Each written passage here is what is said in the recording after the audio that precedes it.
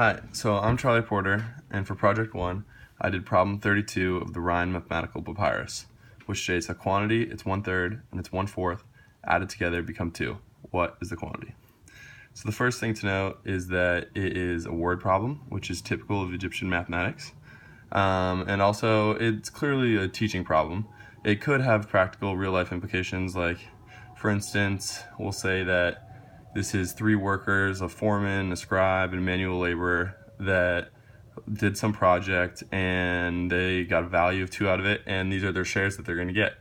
So the manual laborer gets a quarter, the foreman gets a third, and the scribe, which is us in Egyptian mathematics, will get a full share. So now let's write this problem down in modern notation.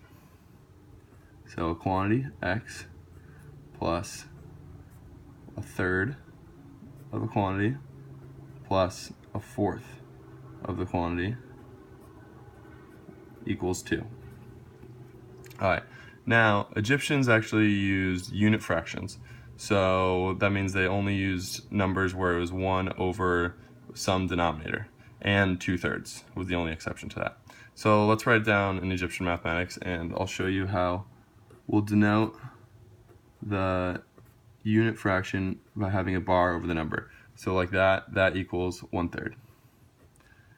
Okay, plus x equals 2. And then for this problem, I'm going to use the method of false position, which is using an easy number, so the math will be pretty simple, and using the concept of proportionality to find an answer. So first thing we're going to guess x equals 12, because it's the lowest common multiple of 3 and 4. That way, when we plug in x equals 12 into these values, this math is really easy. Like 12 times a third is simple, and 12 times a fourth is simple. So let's do the math.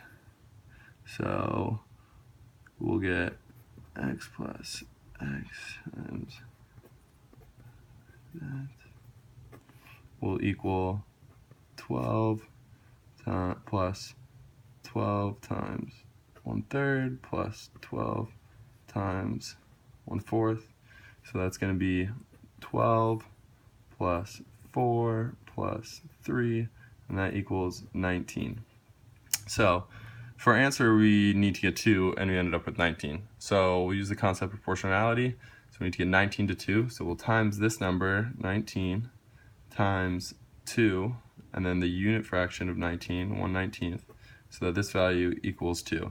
Knowing this proportion that we used, right here, 2 times 1/19, we'll apply that back to the x value so that we can get the final answer as 2. So 12 times 2 times 1/19 is the x value we should use. So that equals 24 times 1/19.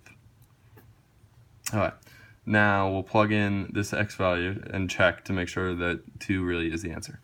So the first one's a quantity, so straightforward, 24 times 1/19 plus 24 times 1/19 times a third for a third of a share, plus 24 times 1/19 times a fourth of a share.